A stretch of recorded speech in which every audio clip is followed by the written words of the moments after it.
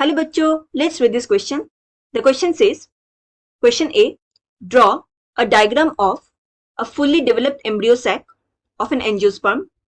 Label its chalazial end and any other 5 parts within the embryo sac. तो यहाँ पे हमें एक fully developed embryo sac को बनाना है of an angiosperm and उसके chalazial end को हमें लेबल करना है and उसके साथ साथ 5 other parts within the embryo sac को भी हमें लेबल करने हैं. Question B, why does the development of an endosperm precede that of the embryo in angiosperm. यहाँ पे क्वेश्चन में बोल रहे हैं कि एंडोस्पर्म का डेवलपमेंट एम्ब्रियो के डेवलपमेंट से पहले क्यों होता है in angiosperm. Question C, number of chromosomes in an onion plant cell is 16. एक ऑनियन प्लांट सेल का या इसके अंदर 16 क्रोमोसोम्स प्रेजेंट होते हैं. Name the cells of the embryo sac having 16 and 24 chromosomes after fertilization. So हमें बताना है कि इस ऑनियन प्लांट सेल के अंदर जो एम्ब्रियो सैक है उसके अंदर 16 and 24 क्रोमोसोम्स के कौन से सेल्स पाए जाते हैं आफ्टर फर्टिलाइजेशन. तो to answer this question let us understand the key concept of this question.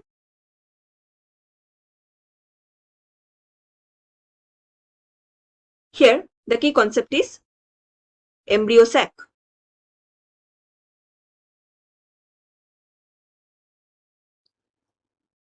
So embryo sac क्या होते हैं? ये एक फंक्शनल मेगास्पोर होते हैं एंड मेगास्पोर ये रिजल्ट होते हैं of meiosis from megaspore mother cell in megasporangium.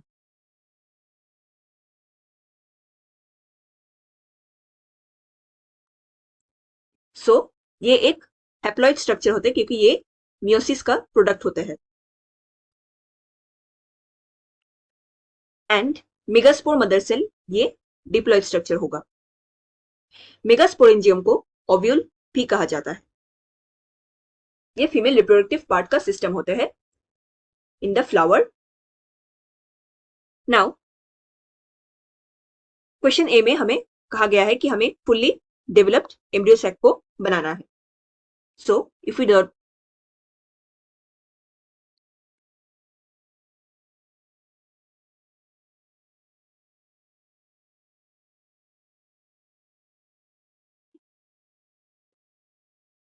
So ये एम्ब्रियो सैक का आउटर कवरिंग है.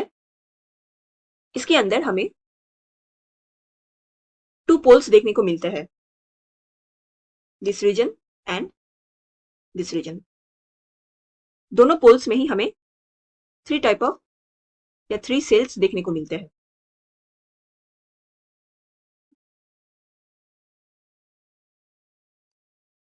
इस पोल के रीजन को कहा जाता है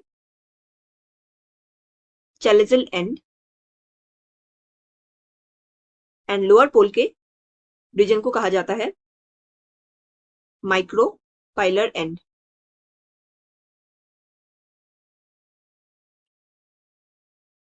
यहाँ पे चैलेजियल एंड में जो 3 सेल्स हमें देखने को मिल रहे हैं इन्हें कहा जाता है antipodal cells.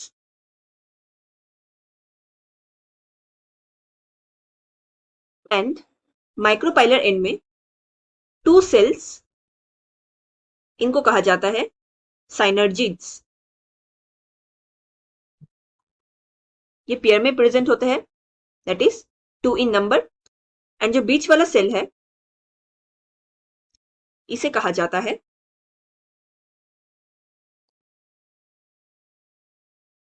Egg cell.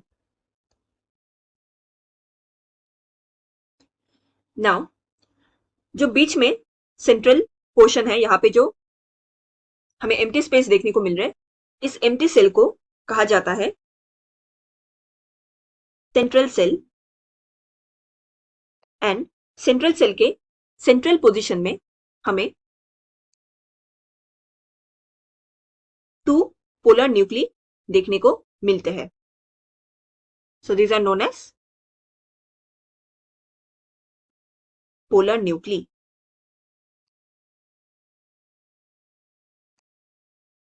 So this is the structure of a fully developed embryo sac with all its labeling. Now section या क्वेश्चन बी में पूछा गया था कि एंडोस्पर्म का डेवलपमेंट एम्ब्रियो डेवलपमेंट से पहले क्यों होता है. सो इस क्वेश्चन को आंसर करने के लिए हमें पहले एक प्रोसेस को समझना होगा which is known as double fertilisation.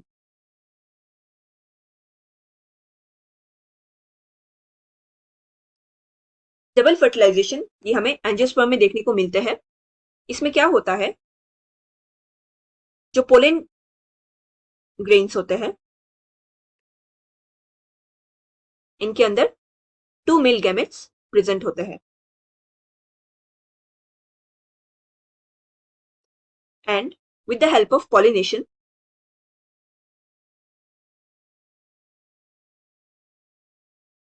ये 2 मेल गैमेट्स ये फीमेल रिप्रोडक्टिव पार्ट के ऊपर आ जाते हैं. सो ये स्टिग्मा से होकर ओवल के अंदर एंटर करते हैं. सो जो 2 मेल गैमेट्स है इसमें से 1 मेल गैमेट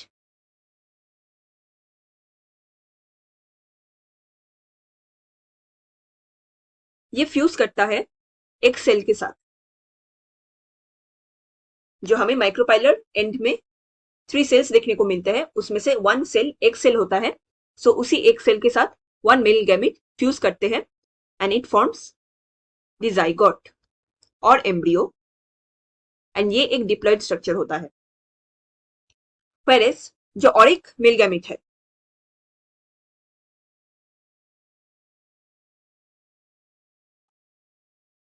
ये फ्यूज करता है 2 पोलर न्यूक्ली के साथ and it forms primary endosperm nucleus and ये एक ट्रिप्लॉइड स्ट्रक्चर होता है. ट्रिप्लॉइड क्यों? क्योंकि मेल गैमेट ये हैप्लॉइड होते हैं एंड 2 पोलर न्यूक्ली यहाँ पे 2n हमें देखने को मिलते हैं. So the result turns out to be a triploid structure. So since यहाँ पे हमें एक साथ 2 फर्टिलाइजेशन देखने को मिल रहे हैं, सो इस प्रोसेस को कहा जाता है double fertilisation. Now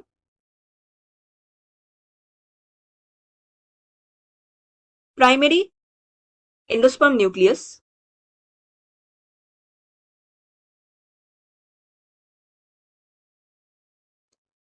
it undergoes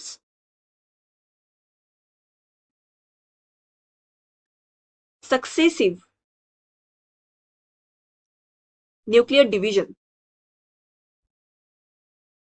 So यहाँ पे हमें कंटिन्यूस न्यूक्लियर डिवीजन देखने को मिलते हैं. सेल का डिवीजन नहीं हो रहा है, यहाँ पे सिर्फ न्यूक्लियर डिवीजन हो रहा है. सो इसीलिए यहाँ पे हमें फ्री न्यूक्ली का फॉर्मेशन देखने को मिलते हैं. यहाँ पे हमें huge number of free nuclei देखने को मिलते हैं. That is a multi nucleate condition में पाए जाते हैं एंड फ्री न्यूक्ली होने की वजह से जो एंडोस्पर्म होते हैं it becomes a huge reservoir of food materials.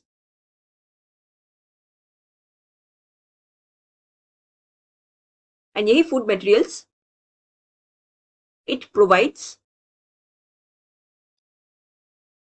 nourishment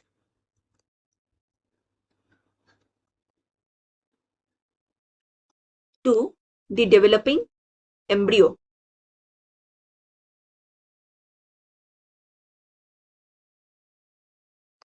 इसीलिए जो एंडोस्पर्म का फॉर्मेशन है ये एम्ब्रियो से पहले होना होता है ताकि एम्ब्रियो इन एंडोस्पर्म से फूड मटेरियल्स या रिजर्व फूड को कंज्यूम कर सके एंड अपनी ग्रोथ को इंक्रीज कर सके. So this is why endosperm development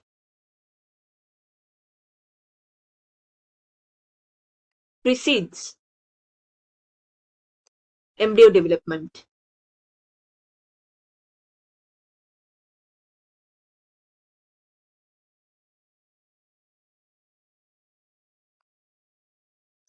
now question C में कहा गया है एक ऑनियन प्लांट है जिसमें टोटल क्रोमोसोम नंबर 16 कहा गया है and since onion plant as a whole ये एक डिप्लॉयड स्ट्रक्चर होते हैं सो 2n कंडीशन में हमें 16 क्रोमोसोम देखने को मिलते हैं सो n कंडीशन में हमें 8 क्रोमोसोम्स देखने को मिलेंगे नाउ इनमें जो एम्ब्रियो सैक का फॉर्मेशन होता है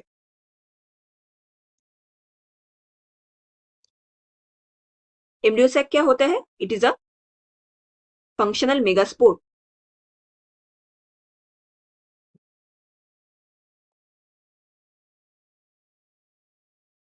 इसका प्लॉइडी लेवल हैप्लॉइड होता है एंड एम्ब्रियो सैक के अंदर जितने भी बाकी स्ट्रक्चर्स प्रेजेंट होंगे सब हैप्लॉइड होते हैं now after fertilisation embryo sac के अंदर एम्ब्रियो का फॉर्मेशन हमें देखने को मिलता है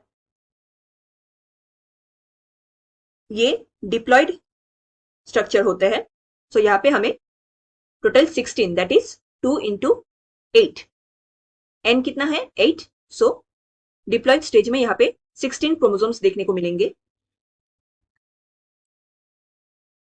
एंड इसके साथ साथ यहाँ पे प्राइमरी एंडोस्पर्म न्यूक्लियस का भी फॉर्मेशन देखने को मिलते हैं ये ट्रिप्लॉइड स्ट्रक्चर होते हैं सो यहाँ पे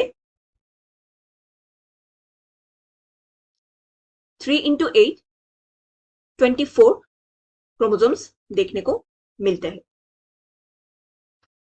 तो जो दो सेल्स जिनमें हमें 16 एंड 24 क्रोमोसोम देखने को मिलते हैं इनका नाम होता है embryo and primary endosperm nucleus respectively hope you understood it well. Best of luck.